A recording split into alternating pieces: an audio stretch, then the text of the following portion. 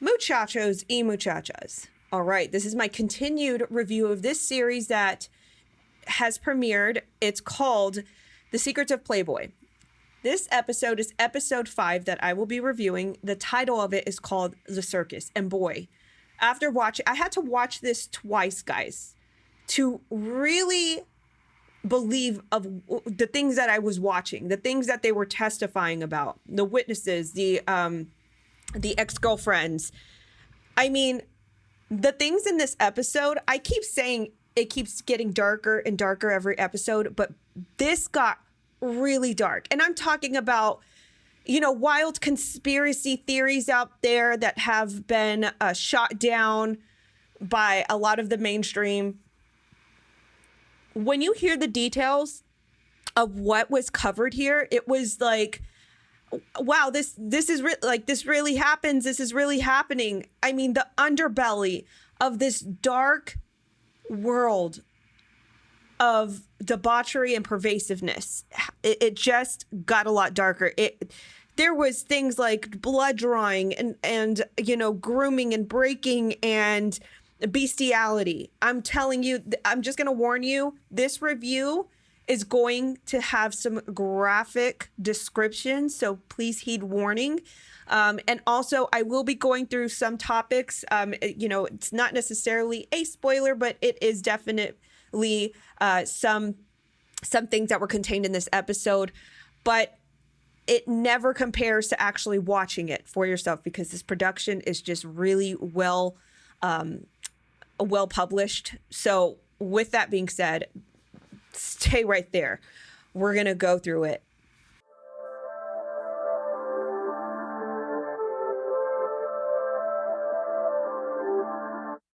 Friends, we live in a world that's slipping away into constant uncertainty and danger. Imagine if something unthinkable happens tomorrow. Within hours, global supply chains can break down and never start up again. We've learned that lesson the hard way. And that means the smart thing to do is to prepare for the worst. Even if the peanut butter hasn't hit the fan yet, you should store emergency food that can get you through whatever happens next. And we highly recommend My Patriot Supply, America's largest emergency preparedness company. Act now and save $50 off their popular 4-week emergency food kits, which contains an abundance of delicious food that provides over 2,000 calories a day. Every person in your family should have at least one of these. Your shipment will arrive quickly in unmarked boxes. Go to preparewithnatalie.com and save $50 on each 4-week supply food kit you purchase. That's preparewithnatalie.com to avoid being a victim and survive the coming uncertainty. Preparewithnatalie.com.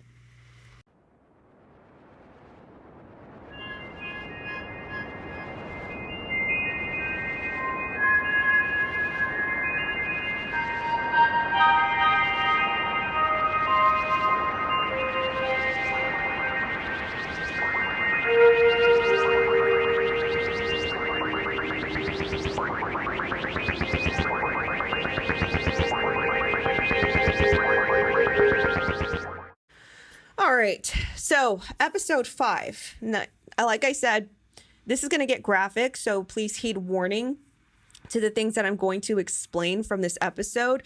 I'm actually also going to use an article to help me guide my conversation about this, because I actually also want to show you guys that this was actually something that they testified about, or by different witnesses and staff members, ex-playmates, ex-girlfriends. But you know, let's start from the beginning of this episode. They go through the background of Sandra Theodore. Now, Sandra was an ex-girlfriend to Hugh Hefner, and they actually do this throughout each episode, where they'll give the featured playmate or ex-girlfriend, you know, a space to give a little bit of their background, where they came from before they actually were in Playboy. And Sandra Theodore, she kind of gives it off that she came from a normal childhood, a good upbringing, and you know, somehow she ended up at the Playboy environment, in which at one time Hugh Hefner allured her because, you know, Hugh actually wanted to end up with her one night, and you know, that for her that was very like, wow, me, like, you're choosing me. And from there, it developed into a relationship by her perspective. Now, through this, it was even unlikely for, different people around that time that were like, yeah, they really, he really did have an attachment to Sandra, and her even more so. They perceived that she loved him. And, I think that is a common theme throughout all of these characters here, and even within the themes of like trafficking and pimping, is like the love bombing process, how it's kind of like this honeymoon period where it's just all great and it's almost like a fairy tale. And so, that's how their relationship began. And then she takes a turn for darker themes where, she describes how, it started turning into a more exploitative relationship. And this is where I'm going to turn to the article to get these details here, because it articulates it pretty well. And this is from the Daily Mail. And it says, one of the most disturbing accounts comes from Sandra Theodore, a former model and actress who dated Hefner in the late 1970s and 80s. She described how his sexual demands turned nasty and admits that he scared me at the end and you couldn't satisfy him. He wanted more and more. The group sex, which are also called orgies, was at least 5 nights a week. They had a protocol. He liked to direct you, and you didn't seg away from it because you could tell it irritated him, she added. Sandra said that Hugh Hefner was a prolific drug user, sending her out to buy cocaine numerous times, and the sex broke me like you'd break a horse. So, these are actual terms in sexual exploitation called the breaking process. So first comes grooming, where it essentially, acclimates you into the exploiter's desires, so it's like the love bombing, and, they'll allure you with even presents or a lifestyle. But then they'll turn that into a more exploitative means. And, in this case, it was drugs. It was cocaine, where he kind of lured her into this drug using environment. And, a lot of times, because it is, how she describes how it disoriented her a lot. When you think about it, if you are, even when you're like buzzed with alcohol, I'll use that example, you don't have the same motor skills or the same decision-making skills as you would be sober. I don't know what cocaine does to somebody, or what effects it has to them, but I would imagine it being such a hard drug that it would disabilitate their motor thinking skills to such an extent. And that is actually how sometimes these exploiters use that situation to get, their victim hooked, because essentially you have to keep going back. You have to keep getting the product. And in order to get the product, especially in these types of instances, you have to do what the abuser wants you to do. So she continues on. This is quoted from her from the episode. It says, "It got ugly. It felt like I was a ringmaster. I had to put on the same show every night," she said. "It was like the same script. Welcome to the family. We're embracing you. It was all a lie." And I'm going to actually point this out later, but Hugh Hefner was he was ensorcelled with Charles Manson and the way that he kept girls at his ranch. And I think that's a very telltale sign of how he thought and how he lured these girls in. She says,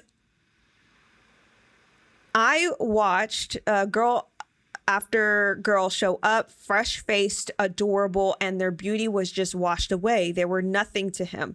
And in a lot of ways, it was the same way with Sandra, because she was also fresh-faced. She was also, very kind of, clean-looking. And not that she wasn't clean-looking at the end, but, that's how she entered. She was just very fresh-faced, and he kind of transformed her throughout this lifestyle. And she continues saying, "He was like a vampire. He sucked the life out of these girls for decades." And they talk about the different uses of drugs, including Quaaludes. We've actually talked about that in the different episodes that have passed, how they were, it was a date rape drug called a leg spreader. And so they would basically have different people get prescriptions in different names, have a planned calendar out on how to allocate these pills out to the girls.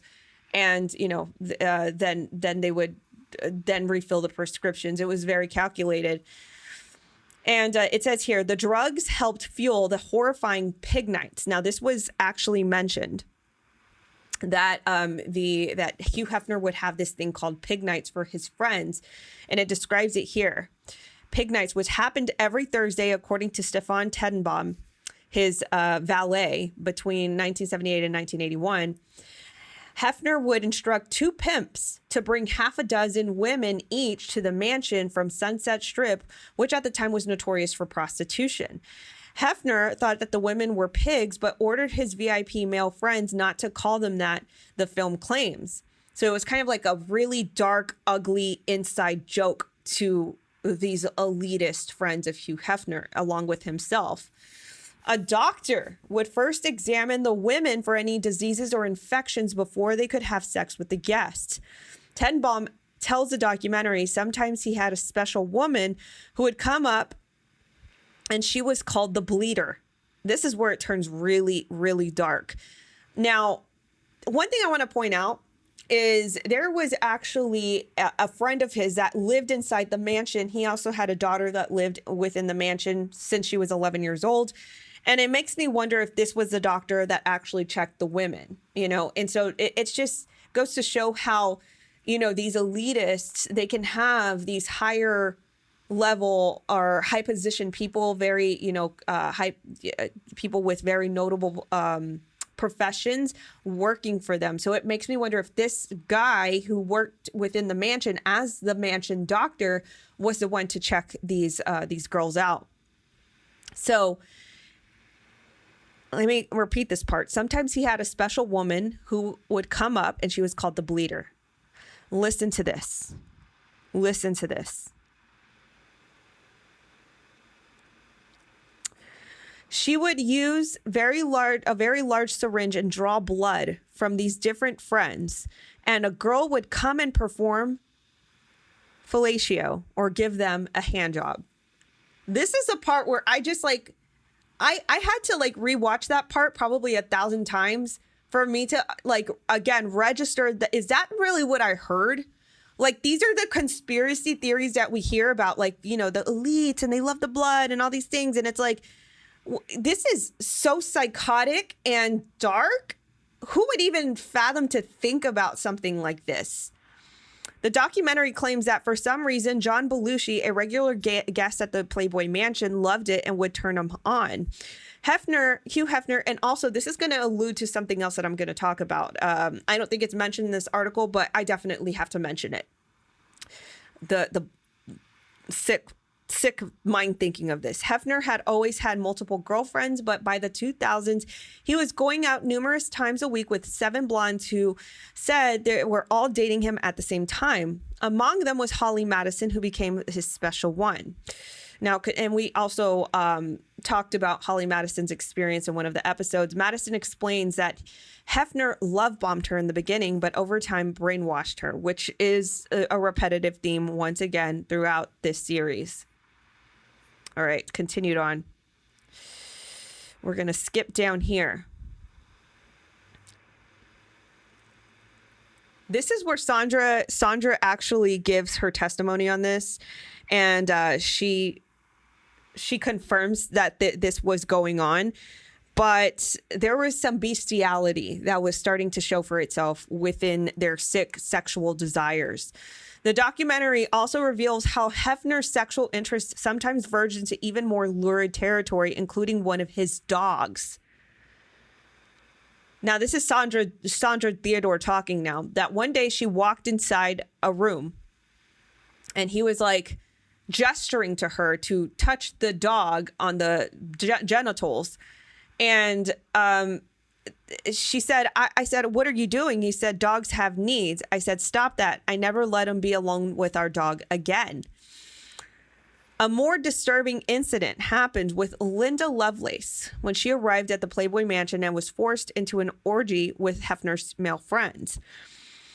Now, Linda Lovelace was actually, she was a a pornographic actress. She starred in one of the she was one of the popular porns back then. And it details out that the former Playboy bunny, mother PJ Maston, said all the guys were laughing when she got out of the limousine. She was drunk and drugged, both drunk and drugged. All of a sudden, out of nowhere, a German Shepherd shows up. They got her so messed up that they made her give the German Shepherd, you know what. Like, these things are just so, like, perverse and debauched. Like, I don't even want to say what it is because it, like, paired up with animals. I mean, it's so depraved. And it ends with that. You want to talk about depravity that's just despicable. I mean, think about it. This is, when you think about, for instance, I say this sometimes when I make my point with, sexual exploitation, but I think this has to be said about, the mentality of how this affects the brain, the sexual desires. For instance, when people watch porn, it actually messes with your brain chemistry and your brain, like the moldability of your like neural pathways. So when you're watching pornography, it actually builds these neural pathways to make like this feel good hormone, or it's like a chemical in your brain, to make it like this is satisfactory, this is satisfactory, this is satisfactory. So when you keep watching porn over and over and over again, you have to always one up it. So these people who are consumers of porn, they have to keep searching for those titles that are always more debauched, and this is actually something that I should actually do a podcast with somebody I did a podcast before, and he talks about this. But, it messes with the brain chemistry. And in the same way, when people are debauched in their sexual desires like this, they always have to look for that one up. So continued on. It was depraved. Now it says down here, I talked about this, about how Hugh Hefner would basically, he would allow his friends, guests, whoever, he would let them do basically whatever they wanted. They could take the bunnies wherever they wanted. One very severe instance with a Soul Train host who took two bunnies, and I talked about this in another episode, where he basically held them against their will at his mansion and sodomized them with wooden objects. It got that dark. So we're talking about the real underbelly of the elite and their sick sexual desires and how dark it can get. And it says here, also according to Sandra Theodore, Hefner's attitude towards women could have come from a disturbing source, Charles Manson, whose female followers lived on his ranch with him and were tried alongside him for murder. Theodore tells the film, when we started dating in the 1970s, Hugh Hefner was fascinated and obsessed with Charles Manson.